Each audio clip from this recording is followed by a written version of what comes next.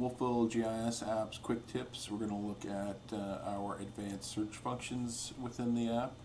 In previous videos we looked at our pop-up ability for our info on properties, and now we're going to be able to kind of drill down and search at specific things. So the advanced search is up to the top right, and we can search on a couple things. Property details, which reference an owner name or a portion of an owner's name, parcel number, and assessment number.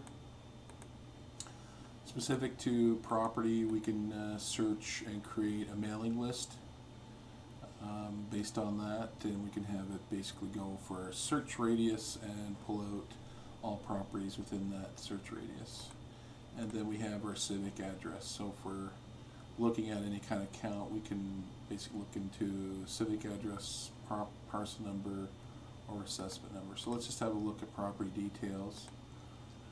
Owner search, parcel, or assessment search. So you can put any type of string into the system and it will have a look for it. We'll just put the town of Wolfville, and we'll get you can have a limit to search, meaning it'll just search what you see on screen. So here is the search info. Here it'll list it. So right off the bat, if we were just searching for specific info, we can export that out. So if I click here, you'll notice a reference to a save. So it's just going to save that and download it to a CSV file, which is a comma delimited file that Excel will open. So we'll go back to our search results.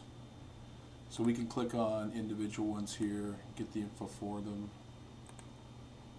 and then we can head back here and can just reapply a search. We can clear here, so we use the clear. We'll clear the search. You can do clear fields, so it'll wipe out what we had previously put in. Parcel number, so we can have a specific parcel number that's provided. We can use that. Not used a lot when you're dealing with people coming in, but internally it's used. So there's the town hall there. So we could take that a little step further and do a spatial search and say we're looking for properties within 100 meters.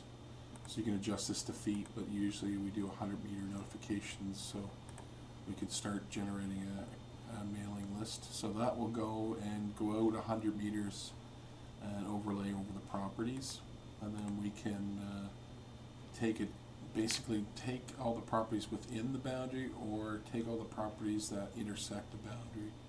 So if you just want them there, your search will be properties that don't cross the buffer line. So we could export that out again to a CSV file. So let's just clear our results, and I'll do our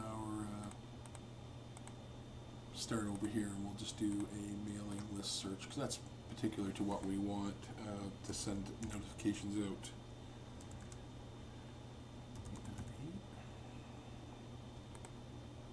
So it's going to pick and zoom to that, and then we're going to come over and apply a 100-meter buffer, and then we're going to use the create mailing list because that's specific. It only picks certain fields that will bring that information down. So we're going to basically pick intersects by, meaning even if the property boundary's outside of that buffer, it will pick them. So you get a big selection here. But we will then export that out to CSV, which we can open in Excel.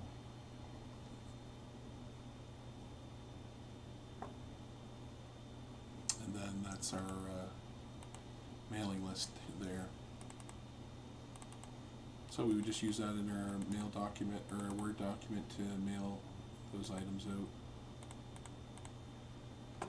So there's other searches. We'll just clear our fields, clear our buffer, clear our results, back to normal. So we could do civic address search too. So we just added a new building up on Catherine. I think it was 2 Catherine Court. So it will go and look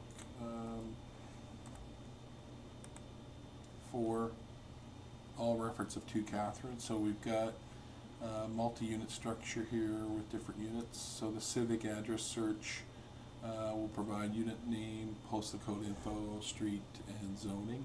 We can customize it to show a variety of information. So we could do the same here. We could apply a buffer, and we could do a mailing list again, or we could just search for addresses around that, and it'll pull up all the addresses there. And again, we just save it to CSV. So we'll clear our buffer and our results, and that's our spatial search.